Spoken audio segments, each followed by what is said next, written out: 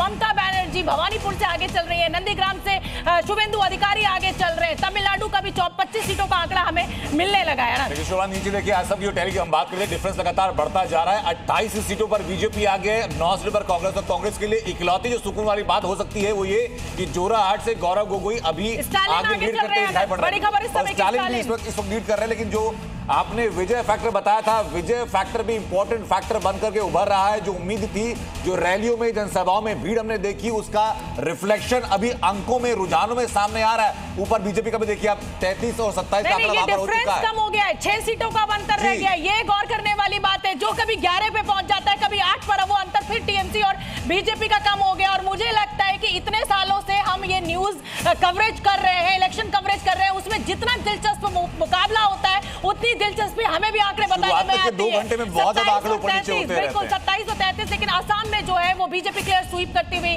नजर आ रही है। असम में कोई लड़ाई दिखाई नहीं दे रही है। टीवी के फैक्टर जो है वो तमिलनाडु में इफेक्टिव होता हुआ दिखाई दे रहा है। केरल में यूडीएफ ने बढ़त बनाई हुई है। कुल मिलाकर ये आंकड़ा 61 सीटों का हमें बंगाल से मिल चुका है। यहाँ पर 27 और 33 की लड़ाई चल रही है। यानी ममता बनर्जी भी मैदान छोड़ने के बिल्कुल मूड में फिलहाल शुरुआती रुझानों में हमें नहीं दिख रही है प्रत्युष। यानी कि ये साफ साफ नजर आ रहा है कि बंगाल में सिर्फ 2 पार्टियों के बीच ही कड़ा मुकाबला था, बीजेपी और टीएमसी। क्योंकि तो देखिए तमिलनाडु का भी आंकड़ा तेजी से बदल रहा है। केरल की 87 सीटों का रुझान, एलडीएफ 37 पर, यूडीएफ 48 पर। अंतर अभी बहुत ज्यादा नहीं है, लेकिन 9 सीटों का लगभग अंतर केरल में भी दिखाई दे रहा है। और देखिए 51 सीटें हो गई है जब तक हम आंकड़े पढ़ रहे हैं। असम की लखीमपुर सीट से बीजेपी आगे चल रही है। लखीमपुर से बीजेपी के मनाप डेका आगे चल रहे हैं। 30 और 20 का ये अंतर यहाँ पर प्रत्युष। जी हाँ, 50 सीटें इस वक्त 51 सीटें हो गई। 51 सीटों का रुझान आपके सामने। 1 सीटें अदर्स के खाते में जाती हुई रुझानों में नजर आ रहा है। वो अदर्स कौन है, वो कौन सी पार्टी है जिसके खाते में ये सीट जा रही है? क्योंकि ये देखना होगा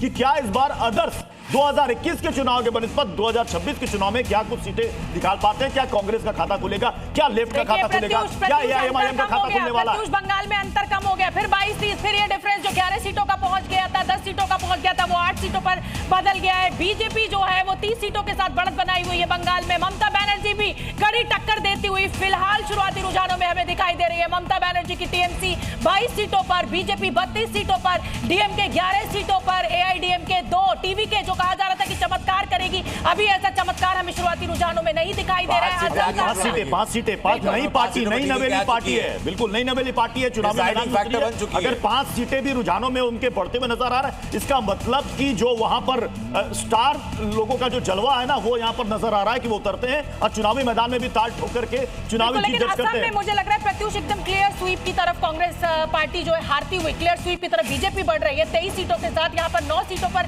कांग्रेस ने बढ़त बनाई हुई है। यानी असम में 32 सीटों का जो रुझान हमें मिला है उसमें 23 सीटें, यानी एक जिसे कहा